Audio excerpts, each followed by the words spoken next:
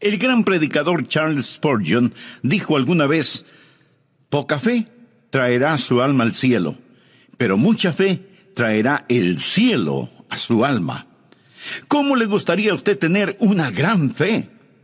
Y espero que ese sea su anhelo. Y cuando venga a Jesucristo, Dios lo inscribirá en la escuela de la fe. La vida será el salón de clases, la Biblia será el libro de texto, los profetas y apóstoles serán los profesores, y Abraham será el rector de la escuela de la fe. Así que vamos a aprender algo sobre Abraham. Su nombre ha sido conocido a través de los siglos. Es amado y reverenciado por los judíos y los cristianos. Abraham fue un gran hombre. Es llamado el padre de aquellos que creen. Y la mayor parte del capítulo 11 de Hebreos, que habla de los campeones o los héroes de la fe, se refiere a la vida de este gran hombre llamado Abraham. Bien, leamos Hebreos 11, los versículos del 8 al 13. Por la fe Abraham, siendo llamado, obedeció para salir al lugar que había de recibir como herencia, y salió sin saber a dónde iba. Por la fe habitó como extranjero en la tierra prometida, como en tierra ajena, morando en tiendas con Isaac y Jacob, coherederos de la misma promesa. Porque esperaba la ciudad que tiene fundamentos, cuyo arquitecto y constructor es Dios.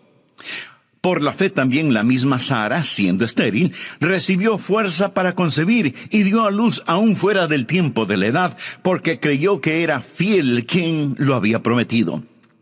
Por lo cual también de uno, y ese ya casi muerto, salieron como las estrellas del cielo en multitud, y como la arena innumerable que está en la orilla del mar. Conforme a la fe murieron todos estos sin haber recibido lo prometido, sino mirándolo de lejos y creyéndolo, y saludándolo, y confesando que eran extranjeros y peregrinos sobre la tierra. Hasta aquí la porción de las Escrituras. Ahora, por favor, busque Romanos 4:11, en donde se le llama a Abraham padre de todos los creyentes. Así que Abraham tiene más o menos cubierto el mercado cuando se trata de la enseñanza de la fe. Escúcheme con atención. No puedo enfatizar lo suficiente la importancia de la fe. Y no estoy hablando de algo incidental. En Hebreos 11:6 leemos: pero sin fe es imposible agradar a Dios. Y usted quiere agradar a Dios, ¿verdad? Bueno, si usted quiere agradar a Dios, hágalo sin que importe a quién desagrade. Pero si usted desagrada a Dios, no importa a quién agrade. Y no hay manera de agradar a Dios sin fe. Lo repito, esto no es incidental, esto es fundamental. Fe es la marca del creyente cristiano. Los primeros seguidores fueron llamados creyentes antes de ser llamados cristianos. Es nuestro deber principal el creer en Dios. En Juan 6:29 leemos: respondió Jesús y les dijo: esta es la obra de Dios, que creáis en el que Él ha enviado. ¿Desea usted servir a Dios? Su deber principal es creer en Dios. El pecado supremo no es la incredulidad. El pecado más grande no es el asesinato, ni la violación, ni el robo, ni la corrupción, ni la tiranía. El pecado más grande, mi amigo, es la incredulidad. Cuando el Espíritu Santo de Dios viene al mundo, viene a convencer a los hombres del pecado, porque ellos no creen. La razón por la que los hombres están perdidos, condenados y rumbo al infierno, no es por algún pecado que hayan cometido, es porque no han creído. La Biblia dice en Juan 3:18, el que en Él cree no es condenado. Pero el que no cree ya ha sido condenado porque no ha creído en el nombre del unigénito Hijo de Dios. La incredulidad es la fuente de todos los demás pecados. Adán y Eva pecaron en el jardín del Edén porque no creyeron a Dios. La vida cristiana debe ser vivida por fe. Hebreos 10:38 lo dice claramente: mas el justo vivirá por fe. Amigos, se lo repito, sin fe es imposible agradar a Dios. Usted nunca tendrá éxito en su vida cristiana si es que no cree en Dios. Esa es la razón por la que estamos estudiando sobre algunos campeones de la fe o héroes de la fe. Ahora, lo que le voy a decir seguramente le asombrará. Abraham fue un pagano idólatra. Vivió en un lugar llamado Ur de los Caldeos, cuando Dios le habló y le inscribió en la escuela de la fe, 2000 años antes del nacimiento de Jesús en la tierra. Abraham fue un pagano, y además tenía 75 años cuando asistió a la escuela de la fe. Así que no me diga que usted es demasiado malo o demasiado viejo como para no querer caminar esta gloriosa vida de la fe. Por supuesto que puede, piénselo. Un hombre de más de 70 años vive en tierra extraña. Tiene una esposa muy linda, tiene familia, tiene un negocio, y como lo vamos a ver, él lo deja todo para ir a un país que nunca ha visto y marcha bajo órdenes selladas. Dios no le dice a dónde va a ir. Dios no le dice cuánto tiempo se demorará en llegar a ese lugar. Dios no le dice qué es lo que tendrá que hacer una vez que llegue, ni por cuánto tiempo se quedará allá, o qué es lo que va a suceder. Dios simplemente le dice, levántate y vete. Y él así lo hizo, inscrito ya en la escuela de la fe. Y la palabra de Dios dice que Abraham y Sara fueron extranjeros y peregrinos en la tierra de Canaán. Lo mismo que nosotros. Note que Abraham no fue un fugitivo. No estaba huyendo de su hogar, no era un vagabundo, no estaba buscando una casa, era un extranjero lejos de su hogar y era un peregrino yendo hacia su hogar. Y eso vamos a aprender acerca de él, porque lo que es verdad sobre Abraham no es una mera historia. Ha sido escrita para nuestro beneficio. ¿Por qué cree que Dios puso esto aquí en el capítulo 11 de Hebreos? Si no fuera para que sirva de inspiración y sea una herramienta informativa para que nosotros podamos usarla. Quiero que aprenda 6 poderosos principios y oro para que el Espíritu Santo de Dios los inscriba en su corazón. Vienen directamente de las páginas de las Escrituras para ayudarle a que tenga una fe dinámica que traerá el cielo a su alma. Espero que usted esté listo mental y espiritualmente. El primer principio es un principio auditivo. Debemos escuchar a Dios. Leamos Hebreos 11:8. Por la fe Abraham, siendo llamado, obedeció para salir al lugar que había de recibir como herencia, y salió sin saber a dónde iba. Siendo llamado es una frase operativa, o sea que oyó la voz de Dios, fue llamado. Recuerda lo que dice Romanos 10:17. Así que la fe es por el oír, y el oír por la palabra de Dios. Es un principio auditivo. Usted debe escuchar a Dios. Si leemos la historia de Abraham en el capítulo 12 de Génesis, vamos a encontrar que Dios le habló a Abraham en forma personal. Leamos los 3 primeros versículos. Pero Jehová había dicho a Abraham, vete de tu casa y de tu parentela y de la casa de tu padre a la tierra que te mostraré. Y haré de ti una nación grande, y te bendeciré, y engrandeceré tu nombre, y serás bendición. Bendeciré a los que te bendijeren, y a los que te maldijeren maldeciré. Y serán benditas en ti todas las familias de la tierra. Abraham oyó la voz de Dios, quien le dijo que le mostraría la tierra a la cual debería ir, que haría de él una nación grande, que bendeciría a los que le bendijeren, y que maldeciría a quienes le maldijeren. La raíz de la fe es el escuchar la voz de Dios. Esto lo establece Génesis 12. Pero en el capítulo 11 de Génesis encontramos algo que es un verdadero contrasentido. Encontramos a un pueblo tratando de construir una gigantesca torre que llegue hasta el cielo. La tristemente famosa Torre de Babel. Quiero que note la diferencia entre Génesis 11 del 1 al 4 y Génesis 12 del 1 al 3. Leamos Génesis 11, los primeros 4 versículos. Tenía entonces toda la tierra una sola lengua y unas mismas palabras. Y aconteció que cuando salieron de oriente hallaron una llanura en la tierra de Sinar. De paso le informo que Sinar es Babilonia y Babilonia es Irak. Y se establecieron allí. Y se dijeron unos a otros, vamos, hagamos ladrillo y cozámoslo con fuego. Y les sirvió el ladrillo en lugar de piedra y el asfalto en lugar de mezcla.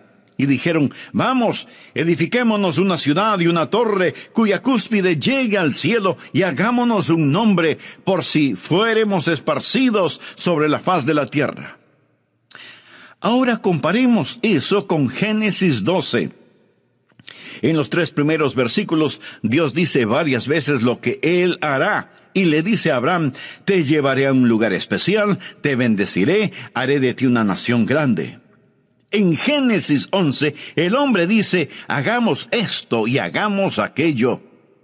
Mi amigo, la mayoría de las personas en nuestra ciudad y en todas las ciudades del mundo están en el negocio de hagamos esto y hagamos aquello. Estamos tratando de edificar rascacielos hasta el infierno. Estamos tratando de construir utopías. La fe escucha la voz de Dios cuando dice, haré. Esta gente en la tierra de Sinar no solo querían construir una torre que llegara al cielo, sino que también querían tener un nombre imperecedero. Y pregunto, ¿alguien sabe alguno de esos nombres? La respuesta es no. Sabemos del nombre de Abraham porque Dios le dijo, engrandeceré tu nombre. Pero surge una gran pregunta. ¿Cómo podemos escuchar la voz de Dios? Eso es lo que la mayoría de nosotros preguntamos. Algunos vienen a mí diciendo, pastor, quisiera escuchar la voz de Dios. ¿Qué debo hacer? ¿Cómo puedo yo, un simple mortal, decir cuál es la voluntad de Dios y por lo tanto creer en Dios? En nuestras oraciones muchas veces decimos, Señor, si es tu voluntad. ¿Alguna vez usted ha orado de esa manera? Señor, si es tu voluntad, haz esto. Si es tu voluntad, haz aquello. Señor, si es tu voluntad, sana. Muéstranos qué hacer. Protégenos. Ahora, si usted no conoce la voluntad de Dios, esa es una buena manera de orar, pero no es la mejor manera de orar. La mejor forma de orar es diciendo, Señor, esta es tu voluntad y te agradezco por ella y voy a permanecer en ella. Por favor, anote al margen 1 de Juan 5:14. Y esta es la confianza que tenemos en Él, que si pedimos alguna cosa conforme a su voluntad, Él nos oye. ¿Tiene usted la confianza como para decir, Señor, esta es tu voluntad, confío en ella? Ahí es cuando se hace presente una gran fe. Una gran fe no es el producto de tratar de adivinar la voluntad de Dios. Pastor, ¿cómo podemos escuchar la voz de Dios? Bueno, primero vamos a tener que admitir que Abraham escuchó la voz de Dios de una manera en que ninguno de nosotros la ha escuchado. Al menos, así lo creo. Dios se apareció a Abraham y le habló. Se le apareció como el ángel de Jehová. Note lo que dice Génesis 12:7. Y apareció Jehová a Abraham, así se llamaba entonces, y le dijo, a tu descendencia daré esta tierra. Y edificó allí un altar a Jehová, quien le había aparecido. Dios nunca se me ha aparecido de esa manera, ni siquiera a Moisés. Dios le habló a Moisés desde una zarza ardiendo. Yo nunca he visto una zarza ardiendo en forma sobrenatural. Dios le habló a Moisés sobrenaturalmente. Leo en la Biblia que Dios le habló a Saulo, quien más tarde sería el apóstol Pablo. Le habló en el camino a Damasco. Se le apareció en una visión en medio del resplandor del sol del mediodía, y Saulo oyó una voz desde el cielo. Yo nunca he escuchado algo así. Nunca he visto algo así. Simón Pedro estaba en el techo de una casa, y un ángel vino a él y tuvo una visión. Todas estas personas escucharon la voz de Dios en forma sobrenatural. ¿Es eso lo que estamos esperando hoy? Esa no es la norma para nosotros. ¿Significa entonces que no podemos escuchar la voz de Dios? No estoy diciendo eso. ¿Significa que somos menos? No. Significa que somos más. ¿Tenemos menos ventajas? No. Hoy tenemos mayores ventajas. Escuche atentamente. Para conocer la voluntad de Dios, tenemos mayores ventajas. Busque Hebreos 1, versículos 1 y 2. Dios, habiendo hablado muchas veces y de muchas maneras en otro tiempo a los padres por los profetas, en estos postreros días nos ha hablado por el Hijo, a quien constituyó heredero de todo y por quien asimismo hizo el universo. Bueno, ¿cómo Dios nos habla por su Hijo? La Biblia nos enseña que tenemos 3 cosas: la palabra escrita de Dios, la mente de Cristo y la guía del Espíritu Santo. Ahora, eso no nos hace menos que las personas del Antiguo Testamento. Más bien es una gran ventaja. Esos personajes del Antiguo Testamento, antes de tener las Escrituras, antes de saber lo que ahora nosotros sabemos por el Espíritu Santo que mora en nosotros, tenían que esperar que Dios se manifestara mediante una revelación abierta, una visión, una teofanía. Nosotros no tenemos que hacerlo. Mi amigo, cualquier instante podemos abrir la Biblia y escuchar la inspirada, infalible palabra de Dios. Así que no pierda la oportunidad. Cuando nací de nuevo, fui regenerado y recibí lo que la Biblia llama la mente de Cristo. Veamos lo que dice 1 Corintios capítulo 2, desde el versículo 14.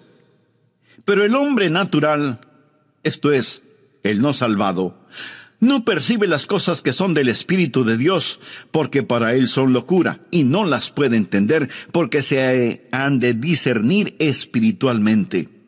En cambio, el espiritual juzga todas las cosas. O sea que evalúa las cosas para tomar una decisión apropiada. Pero él no es juzgado de nadie, porque ¿quién ha conocido la mente del Señor? ¿Quién la instruirá? Ahora ponga atención a la siguiente frase. Mas nosotros tenemos la mente de Cristo. Y no lo tome esto a la ligera. Nosotros tenemos escrita la inspirada, infalible palabra de Dios, y esa palabra nos dice que tenemos la mente de Cristo.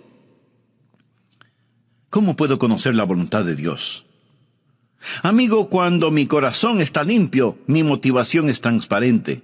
Y camino en el Espíritu, puedo con toda seguridad asumir que lo que pienso y lo que deseo es la voluntad de Dios. Usted puede pensar que esto es arrogancia. No, no lo es.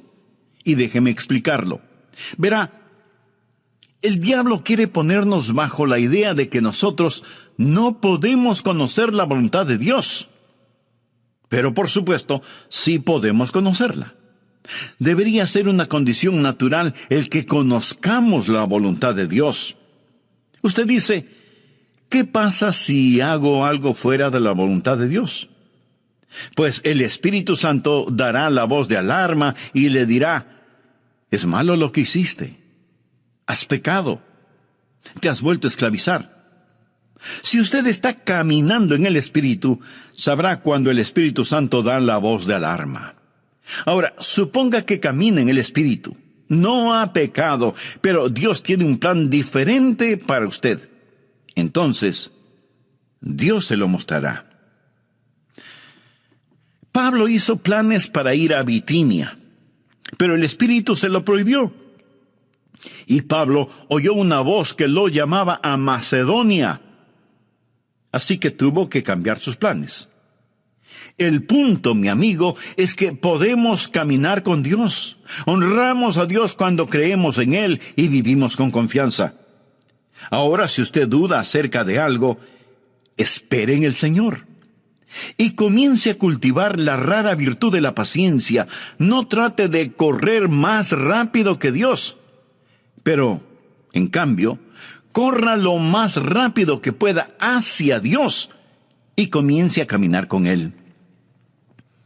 Antes de finalizar, deseo hacerle una pregunta. ¿Cuál es su relación personal con Dios? ¿Es Jesucristo su Salvador y Señor? Si usted aún no es un hijo de Dios, ¿no le gustaría serlo ahora mismo? Solo repita conmigo la siguiente oración. Querido Dios, deseo conocerte verdaderamente. Quiero tener una fe firme que me ayude a saber y a hacer tu voluntad. Señor Jesús, perdona mis pecados. Te invito a que entres en mi corazón y transformes mi vida.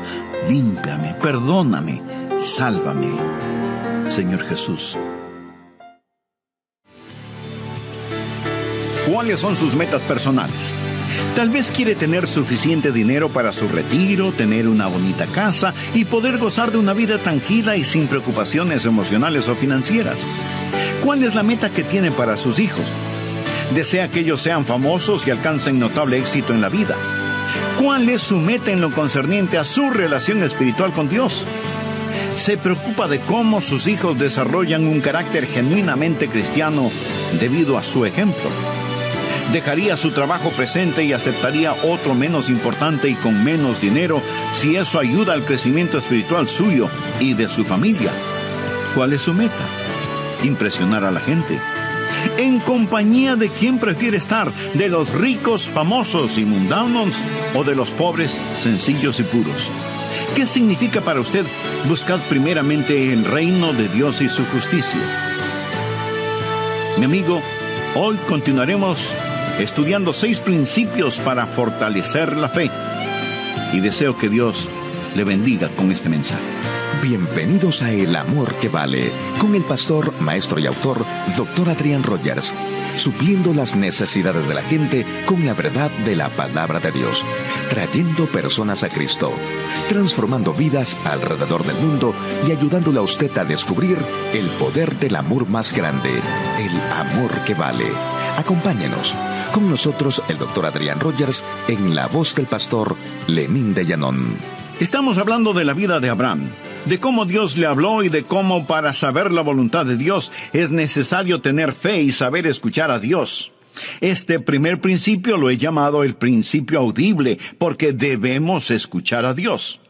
El segundo principio es lo que llamaré el principio de correr riesgos. Porque usted no solo debe escuchar a Dios, sino que también debe obedecer lo que ya sabe. Por favor, abra su Biblia en el capítulo 11 de Hebreos, versículo 8. Por fe, Abraham, siendo llamado, obedeció para salir al lugar que había de recibir como herencia, y salió sin saber a dónde iba. Abraham escuchó la voz de Dios y obedeció. No sabía a dónde iba a terminar, pero eso no era de su incumbencia. Nuestra responsabilidad no es el entender totalmente, sino el obedecer rápidamente. Recuerde que Abraham estaba dejando todo lo que conocía y todo lo que amaba y se iba a otro lugar en absoluta obediencia. Cuando Dios le hable, mi amigo, usted tiene que estar listo a obedecer, ya sea que esa orden tenga o no tenga sentido para usted. Algunos jóvenes pastores me preguntan: Pastor Rogers, cuando voy a pastorear una iglesia, ¿cuál debe ser mi actitud? Y yo les respondo: deben estar preparados para 2 cosas. Primero, pasar el resto de sus vidas ahí. Y segundo, estar listos en los próximos 15 minutos. Y ambas cosas son ciertas. Usted no debe decir: Señor, estoy construyendo un nido. Usted necesita orar y decir: Señor, si voy a construir un nido, pon una espina en él. Estoy listo a ir.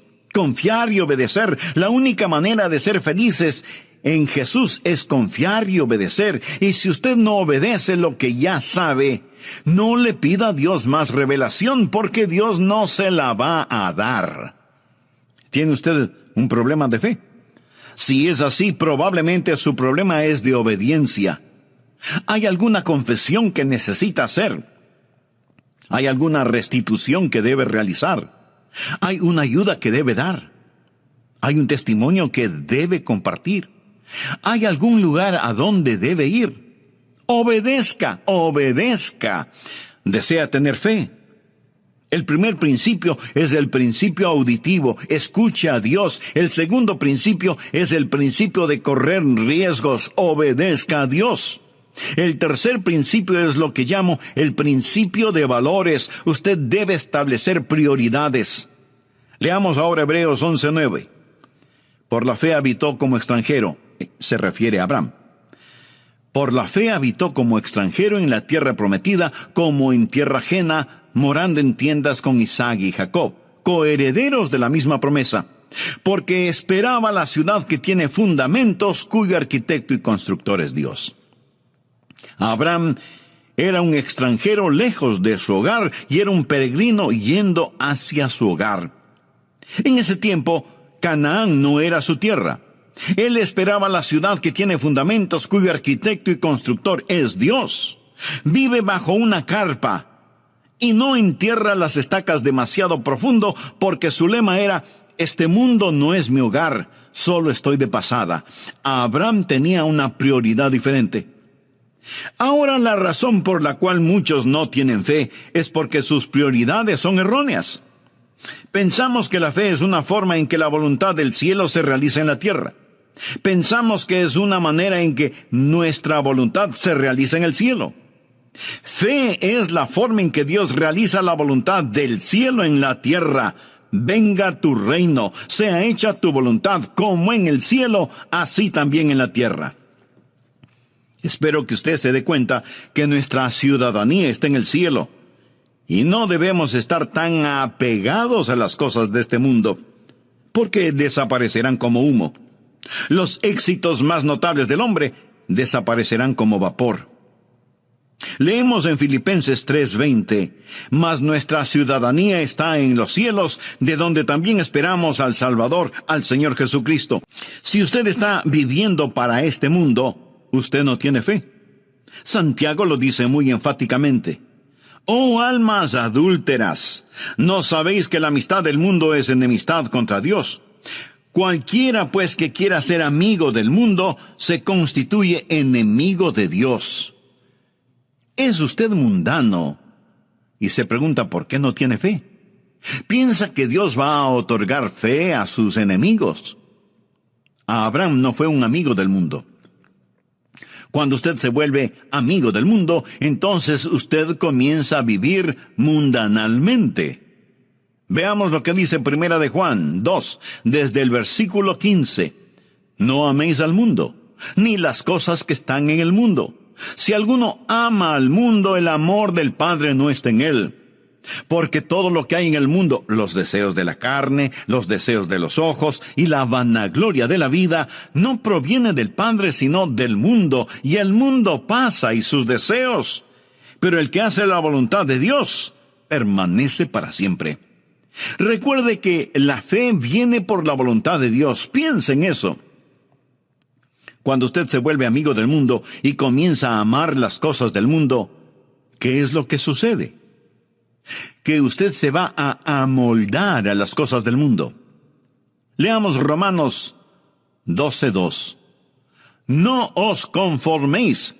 Quiere decir que no debemos dejarnos manipular ni amoldar. No os conforméis a este siglo, sino transformaos por medio de la renovación de vuestro entendimiento, para que comprobéis cuál sea la buena voluntad de Dios, agradable y perfecta. Recuerda lo que dije, que usted necesita la mente de Cristo para conocer la voluntad de Dios. Pero si este mundo le está apretando, amoldando por medio de la televisión, la música, las modas, las finanzas, etc., y usted se lo permite, no es de extrañarse que usted no tenga la mente de Cristo, ni entienda la voluntad de Dios para su vida. Y todo comienza con la amistad con el mundo, que se transforma en amor por las cosas del mundo, luego en identificación con las cosas del mundo, para terminar siendo condenado con el mundo. 1 de Corintios 11:32 dice: mas siendo juzgados, somos castigados por el Señor, para que no seamos condenados con el mundo. Hay buenas ilustraciones sobre esto. Abraham tenía con él un sobrino llamado Lot, quien seguía a Abraham. La Biblia nos dice que Abraham vivía en una carpa y que Lot armó la suya, pero con la vista hacia Sodoma, moviéndose hacia el mundo. Su esposa llegó a ser parte de la clase social alta en Sodoma, y sus hijas seguramente fueron cachiporreras en el colegio de Sodoma. Lot se volvió un hombre de negocios y seguramente llegó a ser un importante concejal de la ciudad de Sodoma. Pero cuando el juicio de Dios cayó sobre Sodoma, Lot lo perdió absolutamente todo. En la actualidad se oye mucho acerca de la separación de la iglesia y el Estado. ¿Sabe que el mensaje que necesita ser predicado hoy más que nunca es la separación de la iglesia y el mundo? La palabra de Dios es enfática en señalar que los hijos de Dios estamos en el mundo, pero no somos del mundo. Cuando miro a los creyentes promedio hoy en día, con tristeza tengo que admitir que se parecen, se visten, hablan, fuman, beben, ven las mismas películas, van a los mismos espectáculos, escuchan la misma música que los inconversos. O sea, siguen amando las cosas del mundo. Mi amigo, los hijos de Dios debemos ser diferentes. Si a usted lo llevaran preso por ser un creyente, tendrían suficientes evidencias como para condenarlo. Debemos ser diferentes. Quisiera hacerle unas preguntas muy personales. ¿Cuáles son sus metas? Tal vez quiere tener suficiente dinero para su retiro, comprar una bonita casa y poder gozar de una vida tranquila y sin preocupaciones emocionales o financieras. ¿Cuál es la meta que tiene para sus hijos? ¿Desea que ellos sean famosos y alcancen notable éxito en la vida? ¿Cuál es su meta en lo concerniente a su relación espiritual con Dios? ¿Se preocupa de que sus hijos desarrollen un carácter genuinamente cristiano debido al ejemplo que ven en usted? ¿Dejaría su trabajo presente y aceptaría otro menos importante y con menos dinero si eso ayuda al crecimiento espiritual suyo y de su familia? ¿Es su meta solo impresionar a la gente? ¿En compañía de quién preferiría estar? ¿De los ricos, famosos y mundanos o de los pobres, sencillos y puros? ¿Qué significa para usted la frase, buscad primeramente el reino de Dios y su justicia? Mi amigo, sin fe es imposible agradar a Dios. Y deseo que grabe en su corazón que si usted agrada a Dios, no importa a quién desagrade, pero si usted desagrada a Dios, no importa a quién agrade. Bien, veamos el cuarto principio, que es el principio de visión. Mantenga enfocada su fe. Usted está escuchando este mensaje este momento y aún puede estar de acuerdo con lo que estoy diciendo, pero tan pronto como usted comience a hacer otras cosas, este mensaje puede quedar fuera de foco si es que no tiene cuidado. Nuevamente veamos Hebreos 11:10. Porque esperaba la ciudad que tiene fundamentos, cuyo arquitecto y constructor es Dios. Aquí la palabra operativa es esperaba. Ahora leamos el versículo 13. Conforme a la fe murieron todos estos sin haber recibido lo prometido, sino mirándolo de lejos. Este es el principio de visión del que estoy hablando. Y creyéndolo, y saludándolo, y confesando que eran extranjeros y peregrinos sobre la tierra. Es fácil perder el enfoque que tenemos sobre los valores correctos. Es tan fácil el tener pensamientos y deseos mundanos. Anote al margen Colosenses 3, los 2 primeros versículos. Si pues habéis resucitado con Cristo, buscad las cosas de arriba donde está Cristo sentado a la diestra de Dios. Poned la mira en las cosas de arriba, no en las de la tierra. Abraham fue un hombre que tuvo una visión, y esa visión le dio la capacidad de ver lo invisible. Recuerde lo que es la fe. Es pues la fe, la certeza de lo que se espera, la convicción de lo que no se ve. Eso es lo importante. Mire otra vez el versículo 13. Conforme a la fe murieron todos estos sin haber recibido lo prometido, sino mirándolo de lejos. Quiere decir que vieron lo invisible. Vieron cosas que no eran visibles, porque fe es ver lo invisible. Y es absolutamente verdad que por fe podemos ver lo invisible. Segunda de Corintios 4:18 es un versículo interesante. No mirando nosotros las cosas que se ven, sino las que no se ven. Pues las cosas que se ven son temporales, pero las que no se ven son eternas. ¿Es esto una contradicción? Pablo dice que no estamos mirando lo que podemos ver, sino que miramos lo que no se puede ver. La fe ve lo invisible, conoce lo desconocido y hace posible lo imposible. Es una visión que está enfocada, y usted debe mantener su fe en estas cosas. Un hombre fue al consultorio de un psiquiatra. La enfermera fue donde el doctor y le dijo: Doctor, aquí está un hombre que dice que necesita verle, pero creo que está loco, porque piensa que es invisible. Y el doctor le dice a la enfermera, entonces, dígale que no le puedo ver. Mi amigo, hay un mundo invisible. Hay un mundo que es mucho más real que este mundo. Y todos estos héroes de la fe fueron personas que pudieron ver lo invisible. Nosotros vivimos una vida en donde todo lo que vemos está frente a nuestros ojos. La familia, la casa, el carro, el trabajo, la oficina, etc. No vemos la necesidad de visión. Nunca miramos hacia el cielo. No queremos ver más allá de nuestras narices. Aún en nuestro mundo material hay gente que deja su marca. Exploradores, novelistas, inventores, científicos, deportistas. Todos estos tienen la habilidad de ver lo invisible. El hecho de que esté hoy predicando este mensaje es porque Dios puso un sueño en mi corazón y ahora ese sueño es realidad. Cuando Disney World fue inaugurado en Orlando, en la Florida, el programa comenzó con un extraordinario desfile. Miles de invitados especiales estaban en las tribunas. Walt Disney ya había fallecido, pero la viuda de Walt Disney estaba entre los ejecutivos de la empresa. El programa fue una fantasía propia de Disney. Una señora que estaba sentada junto a la señora Disney comentó, «Es una pena que su esposo no esté aquí para ver todo esto». Y la señora Disney le contestó, «Oh, pero él lo vio. Por eso, todo esto está aquí». En su mente, él vio lo invisible, pero él no vio lo que sucede en la actualidad en su famoso parque de diversiones, se lo puedo asegurar. Si él supiera lo que está pasando, probablemente estaría dando vueltas en su tumba. Amigo, todo comienza con una visión.